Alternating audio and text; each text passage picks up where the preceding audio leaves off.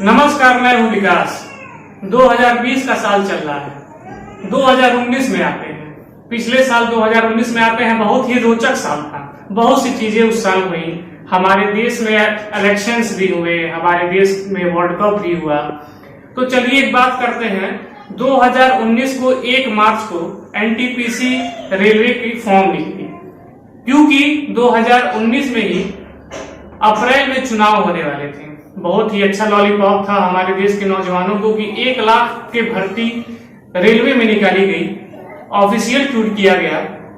फिर 2019 में सब लोगों से 500 रुपये फॉर्म लिए गए। ये बोला गया कि 400 रुपये आपको रिफंड कर दिया जाएगा और सिर्फ 100 रुपये ही आपके फॉर्म को लगेंगे। ये चीज समझ में नहीं आई क्यों हुई, लेकिन बच्चों ने एक आस करके कि बहुत दिन बाद सरकार का जो है दिल खुला है और इतनी सारी वैकेंसी निकली है, तैयारी करने वाले बच्चे जो है तैयार होकर अपनी पूरी शिद्दत के साथ फॉर्म भरा, फॉर्म भर के तैयारी भी किया।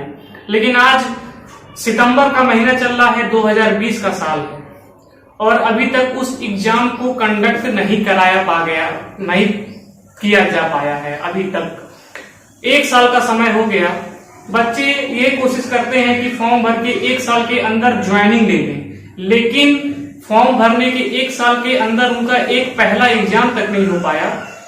बहुत ही बड़ी बात है इस सरकार के लिए। लेकिन सरकार की तरफ से अगर देखा जाए तो इसके लिए कोई भी ऑफिशियल ट्वीट नहीं आता है। हम लोगों ने speak up for SSC railway के लिए खूब सारे ट्वीट किए, ट्विटर को ट्रेंडिंग में लाया, सारे जो नौजवान है एकजुट हुए। तब जाकर 2018 में जिन्होंने एसएससी का पेपर दिया था, उसके टायर 3 का रिजल्ट देने के लिए वो अभी डेट अनाउंस किया है। उन्होंने वो डेट अनाउंस करेंगे, फिर टायर 4 का एग्जाम लेंगे, फिर कब तक। लेकिन क्या ये सही है? जो भी अपने देश में, जो भी अपना शहर, अपना घर छोड़कर बाहर जाकर तैयारी करता है, वो 2-3 साल का समय लेकर तैयारी करता है और उस 2-3 साल में भी जो काबिल स्टूडेंट्स हैं, आप उनको नौकरी नहीं दे पा रहे हो, आप उनको नौकरी प्रोवाइड नहीं करा पा रहे हो, तो फिर आपकी सरकार का मतलब क्या रह गया? मैं यहाँ पर किसी सरकार के पक्ष या विपक्ष में बात करने नहीं आया हूं। मैं जो सिर्फ फैक्ट्स है वो फैक्ट्स रखने आया हूं। 2018 के जो एसएससी रिजल्ट्स हैं वो अभी तक अनाउंस नहीं हुए। जो 2018 के बच्चे हैं उनको अभी तक नौकरी नहीं मिली। हम लोग जो आगे आने वाले समय में तैयारी करेंगे, सरकार के लिए जो तैयारी करेंगे, सरकारी नौकरी के लिए जो तैयारी करेंगे, उनका क्या स्टेटस होगा? आईआईटी जेईई का परीक्षा कराने के लिए आप लोग बहुत परेशान हैं, लेकिन जो परीक्षा देने के लिए बेताब हैं, जो तैयारी करके बैठे हैं, जो अपने टैलेंट को दिखाने का मौका चाहते हैं, आपके लिए उनके पास क्या है? आप ना उनका पेपर करा पा रहे हो, आप ना उनको कोई फैसिलिटी दे पा रहे हो। आपको क्या लगता है कि इस देश के जो युवा है, आपको उस देश के युवाओं की कोई जरूरत नहीं है? सिर्फ इतनी जरूरत है कि आप उनसे पैसा ले लीजिए, पैसा लेके अपने चुनाव के लिए चंदा इकट्ठा करके उसको चुनाव में यूज करके उन युवाओं को भूल जाइए। एटलीस्ट जिन करोड़ों बच्चों से आपने 500 रुपया लिया है, कम से कम उनके फैमिली के बारे में, उनकी परिस्थितियों के बारे में आप कम से कम एग्जाम कंडक्ट करा दिए रहते हैं। आपने वो भी नहीं कराया। इतने आंदोलन होने के बाद, इतने ट्वीट्स होने के बाद आप एग्जाम का रिजल्ट का डेट डिक्लेयर कर रहे हो।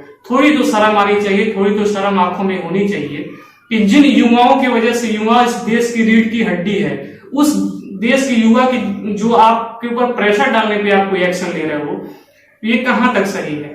और सिर्फ यहीं तक शुरुआत नहीं है। आने वाले समय में 2021 से सीईटी होगा, कॉमन एलिजिबिलिटी टेस्ट। तो हमारी लड़ाई तो अभी सिर्फ शुरू हुई है। क्या आने वाले समय में आप आश्वासन दे सकते हो कि जो भी एग्जाम्स होंगे वो एकदम सही समय पे होंगे? एग्जाम्स होने के बाद हम लोग को 1-1 साल, 2-2 साल रिजल्ट के लिए, ज्वाइनिंग के लिए इंतजार नहीं करना पड़ेगा।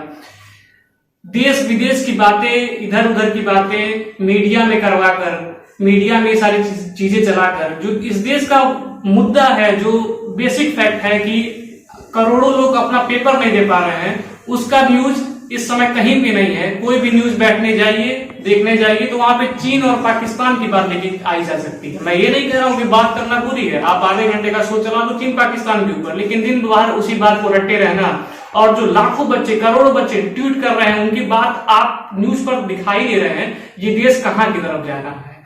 ये फैक्ट है। 2019 के बच्चे अभी भी इंतजार कर रहे हैं, 2018 के बच्चे अभी भी ज्वाइनिंग का इंतजार कर रहे हैं, 2017 के बच्चे भी इस समय फंसे हुए हैं। आप ऐसा मत कहिए कि देश के युवाओं को जरूरत नहीं है आपके देश को। आपके देश को ये युवा ही चला रहा है। आप इन युवाओं की बात समझिए और कम से कम अब तो शर्म से अपनी आंखें खोल लीजिए और जो भी एग्जाम्स आप कंडक्ट करा रहे हैं, फॉर्म निकाल रहे हैं, उसको पूरी तरह से करवाइए।